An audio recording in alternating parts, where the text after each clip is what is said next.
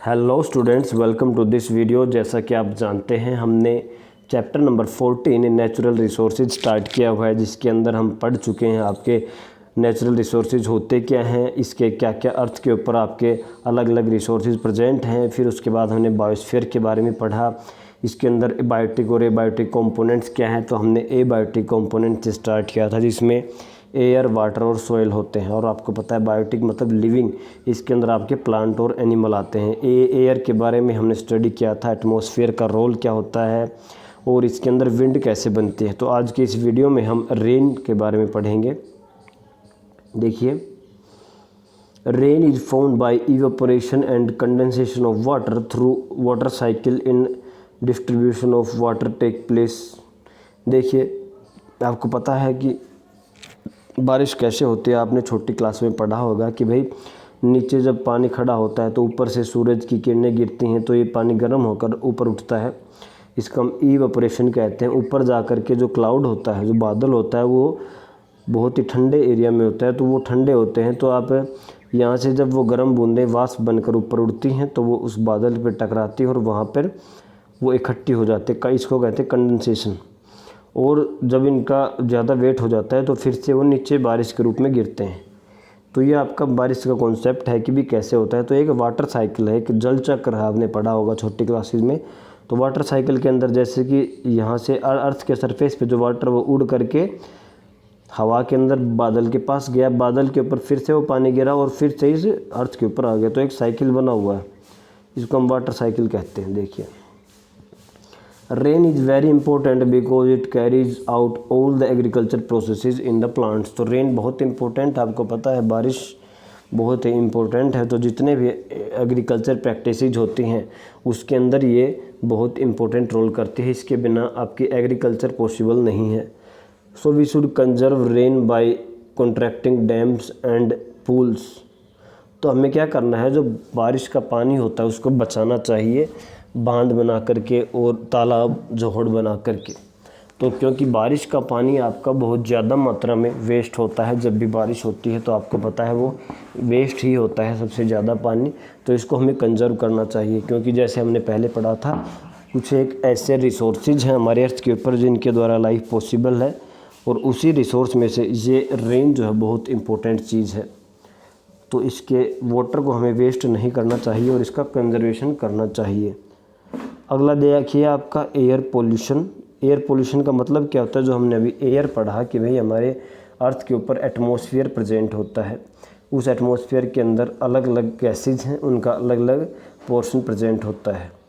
जब इसके अंदर कुछ अशुद्धियाँ आ जाती हैं, हम कहते हैं पोल्यूटेंट्स, पोल्यूशन आ जाता है, तो उस ऐसी हवा हमारे स्वास्थ्य के लिए काफ़ी ख़राब होती है। देखिए, an increase in the content of harmful substance pollutants in the air like carbon dioxide, carbon monoxide, oxides of sulfur, nitrogen fluoride, lead, nickel, arsenic and dust particle causes air pollution। क्या है कि भाई air pollution हम हिंदी में बोलते हैं इसको वायु प्रदूषण।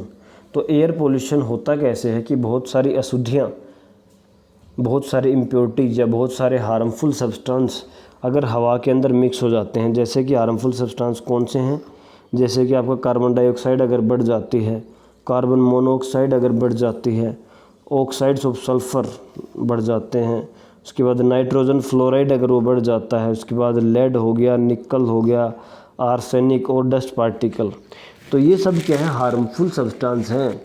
अगर ऐसे हार्मफुल सब्सटेंस वायु के अंदर बढ़ जाते हैं तो इनका ये वायु के अंदर पोल्यूशन कोज करते हैं, तो जिसके कारण ये हवा प्रदूषित हो जाती है और वो हमारे हेल्थ के लिए काफ़ी डेंजरस होता है।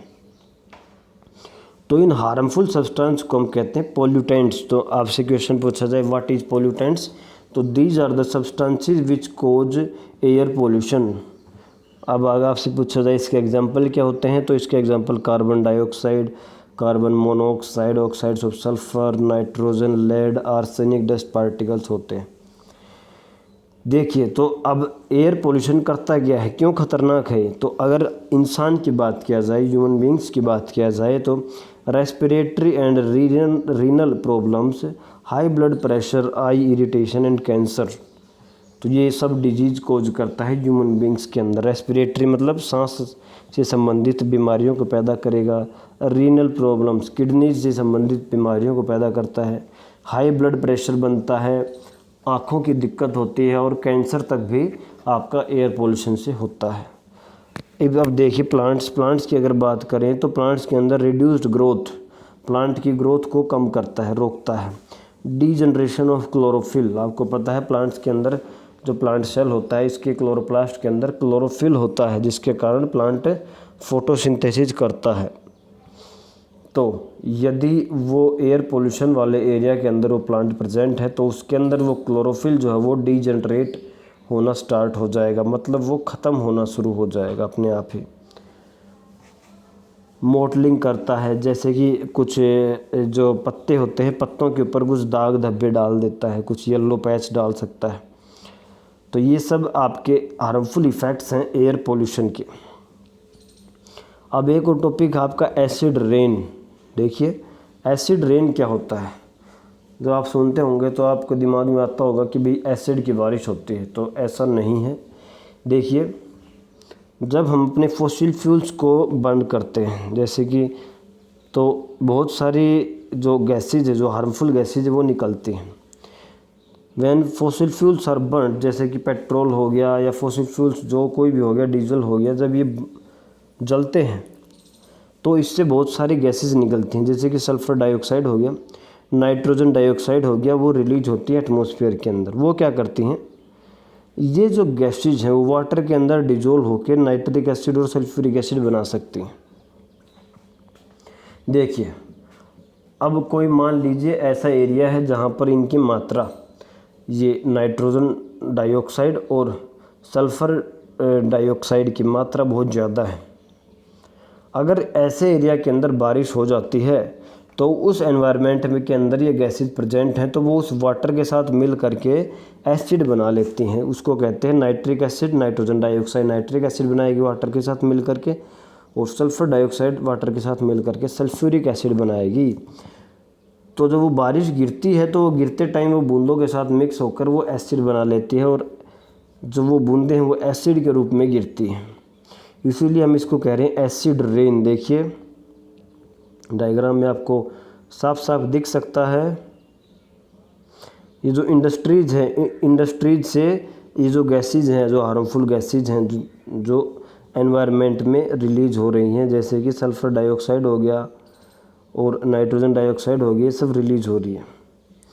और वो जो गैसेज है वो हवा के द्वारा बादलों के पास या उसके आसपास पहुंच जाती हैं, और बादलों से जब बारिश होती है तो वो वाटर के साथ मिल करके नीचे गिरती हैं in the form of rain. कैसे, नाइट्रिक एसिड गिरेगा, सल्फ्यूरिक एसिड गिरेगा। तो देखिए अब इसका नुकसान क्या है, क्या नुकसान हो सकता है इसका, सल्फ्यूरिक एसिड का। देखिए तो इसका नुकसान है कि जो प्लांट लाइफ है, प्लांट जो जहाँ भी बूंदें वो गिरेंगी प्लांट के ऊपर, वो उसको ख़त्म कर देते, प्लांट के पत्तों को पीला करके उसको डेड कर देंगे। और जितने भी पानी है, पानी के अंदर जो भी वाटर है, वाटर को वो पोल्यूशन कर देती है, वाटर को ख़राब कर देती हैं। और पानी के अंदर जो भी आपके लिविंग ऑर्गेनिज्म प्रेजेंट है, मछली हो गए या हम बोलते हैं एक्वाटिक एनिमल्स, मतलब समुद्री जीव, जो पानी वाले जीव हैं, वो सभी मर जाते हैं।